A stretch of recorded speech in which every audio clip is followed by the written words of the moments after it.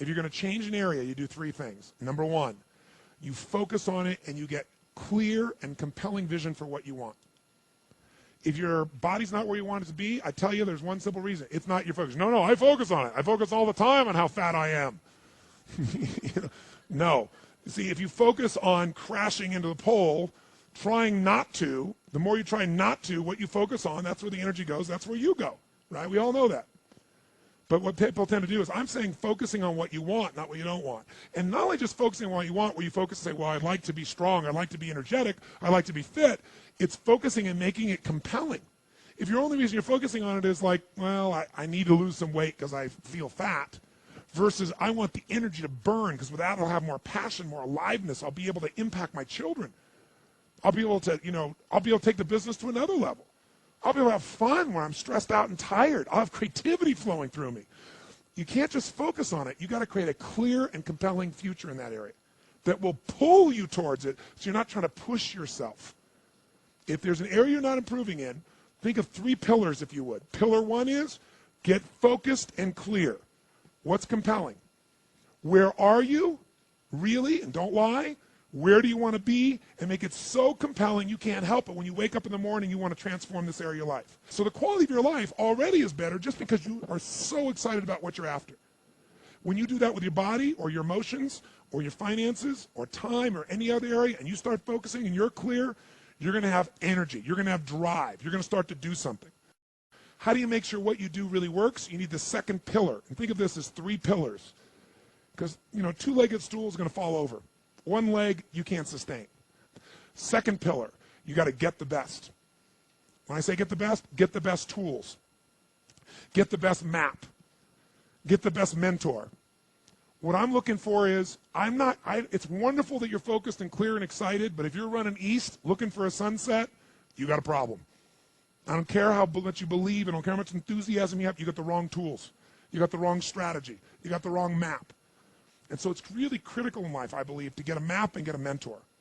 Because the map very often changes. And the best mentor, somebody who's the best at what they do, they know the shortcuts, don't they? Or they know when the roads change. You don't get stuck hanging out, in the desert when you're trying to get to the ocean, metaphorically. So I've always focused on not just finding somebody good, but who's the best at it, who's got the best tools. Think of that first pillar as a target. You're crystal clear on the target. And now you got the toolbox, man. You got the best tools, not rinky-dink tools, the very best. And the way to get the best, by the way, that I've done it is model someone who's already successful. All the tools I come up with, some I've obviously created, but the foundation came by standing on the shoulders of other giants. I went out and found somebody that's already got the result. Why reinvent the wheel? Success leaves clues. Find the best, figure out what they're doing, do that. Alter it, find your view of it, but start with what already is working rather than starting from scratch and trial and error. But if you've got that focus, the target, and you got the toolbox, and you're still not getting what you want, it's because you got inner conflicts. That's the third pillar. You've got to resolve your inner conflicts. Because as I try to explain to you, 80% of success in anything is your psychology and 20% is the mechanics. So those inner conflicts are when you take 2 steps forward and you pull 3 steps back. Right? When you say, boy, I'm totally committed to this, but you don't follow through. This is my expertise, the why guy part. Why? Why do you keep saying you want this? You have crystal clarity and you have the tools and you're still not getting it? There's a conflict in you. You want to be totally successful, but you're afraid at some level that if you are totally successful, you will not be loved. You'll be rejected. You want to be in a position where you have total free time and you want to build a billion-dollar enterprise. These are conflicts. You really, truly know you got the tools and talents to make this happen, but a part of you doesn't think you deserve to succeed because it's something you did at some point in your life or something you made up.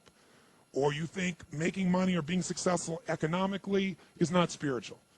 And you're committed to being spiritual, and yet the other part of you, it's the inner conflicts between fighting parts.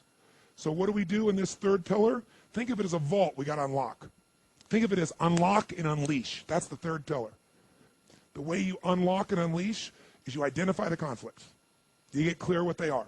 So you may have total clarity, even the tools, but how can you totally unleash and commit when you're being pulled in 2 different directions? You say, Tony, how do I solve that? There isn't one way.